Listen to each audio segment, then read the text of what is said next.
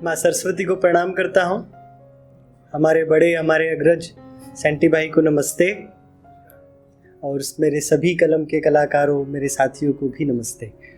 मैं अग्नि भारद्वाज सोनीपत हरियाणा से काफ़ी समय बाद किसी मंच पर आया हूँ, तो वो सुनाऊंगा जो मेरे दिल के बेहद करीब है और जो मेरा पसंदीदा है, क्योंकि उसमें मेरे जीवन साथी के बारे में भी है, उस पर मेरे जीवन में आने वाले कई तजुर्बों के बारे में है, मिश्रण है। इसलिए जो सुनाना चाहता हूँ वो मेरे दिल के बेहद करीब है, मेरे जीवन का सार है, अब तक के छोटे से जीवन का।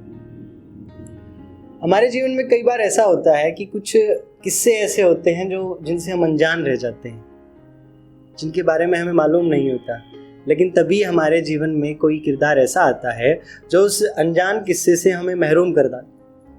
मेरे जीवन में ऐसा किरदार आ चुका है और उम्मीद करूंगा कि मेरे अल्फाजों के साथ चलकर आप भी अपने उस महरूम किस्से और उस किरदार को जान पाएंगे जो या तो आपके जीवन में आ चुका है या आने वाला है, क्योंकि उसके आने के बाद आपकी बेरंग जिंदगी खुशियों से भर जाएगी, रंगहीन नहीं होगी, वो रंगीली हो जाएगी।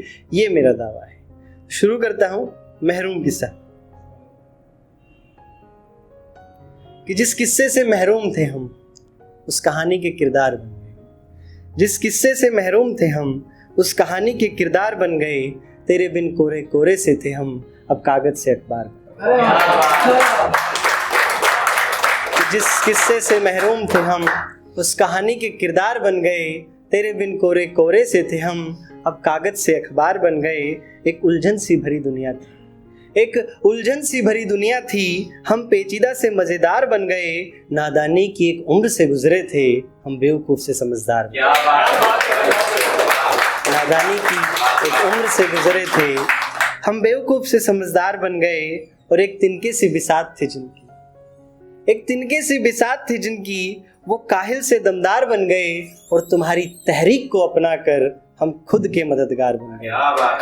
तुम्हारी तहरीक को अपनाकर हम खुद के मददगार बन गए। और बरसों से वीरान थी दिल की तिजोरी।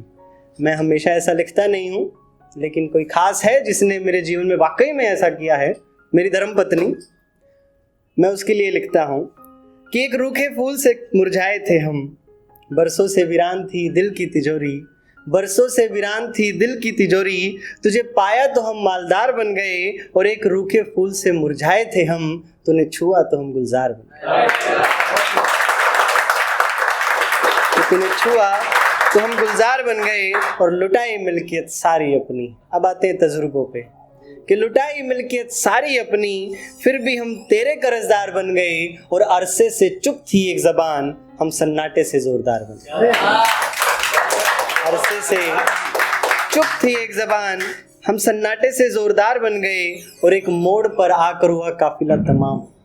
जीवन में आप कई फैसले ऐसे लेते हैं जिनके कारण आपके साथ चलने वाले लोग, आपके परिवार, आपके रिश्तेदार, आपके संगी साथी आपका साथ छोड़कर चले जाते हैं।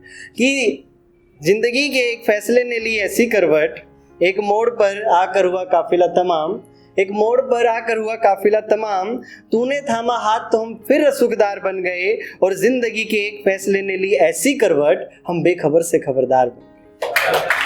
जिंदगी के एक फैसले ने ली ऐसी करवट कि हम बेखबर से खबरदार बन गए। और जब चल ना सके उम्मीद की राह पर, जब हम किसी के कहे में नहीं चलते हैं, जब कोई हमसे उम्मीद लगाता है कि मेरे कहे में चलेगा और इस तरीके से काम करेगा, और जब आप ना करो तो आपके साथ व्यवहार कैसा होता है वो देखिएगा। और जिनके साथ हुआ है वो शायद इसे समझ पाएंगे कि हम बेखबर से खबरदार बन गए। और जब चल ना सके उम्मीद की राह पर, हम अफसर से पहरेदार बन गए।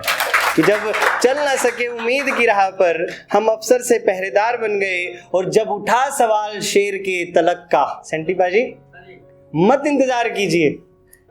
अपने जीवन से यही सीखा कि मत इंतजार कीजिए कि कोई पीछे से आएगा और आपको चुन कर पंक्ति का पहला दर्जा दिलाएगा।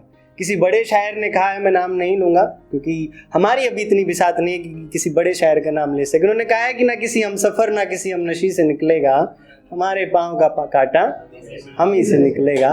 तो मत इंतजार कीजिए किसी का, आप अपने रहनुमा खुद हैं और खुद बनिए। तब लिखता हूं कि हम अफसर से पहरेदार बन गए। और जब उठा सवाल शेर के तलक का, हम अपने हुक्म से सरदार बन गए।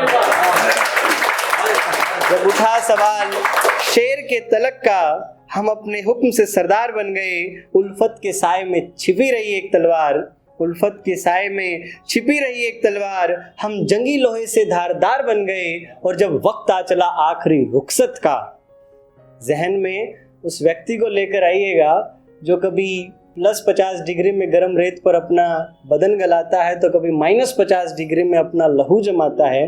वो देश का जवान, वो देश का सैनिक, जब आखिरी दम तक भी उसके दिमाग में अपने परिवार के बारे में नहीं आता है, वो केवल और केवल ये सोचता है कि मैं जब तक यहाँ खड़ा रहूँगा, जब तक ये तिरंगा लहराता रहेगा, मेरा देश सुरक्षित है, मेरे देश के देशवासी सुरक्षित हैं। उसके बारे में सोचिएगा कि वो आखिरी वक्त में भी उसके जहन में क्या होता है कि उल्फत के साए में छिपी रही एक तलवार, हम जंगी लोहे से धारदार बन गए। और जब वक्त आ चला आखिरी रुखसत का, हम लिपट तिरंगे से फौजदार बन गए, हम लिपट तिरंगे से फौजदार बन गए। जय माँ भारती, वंदे मातरम।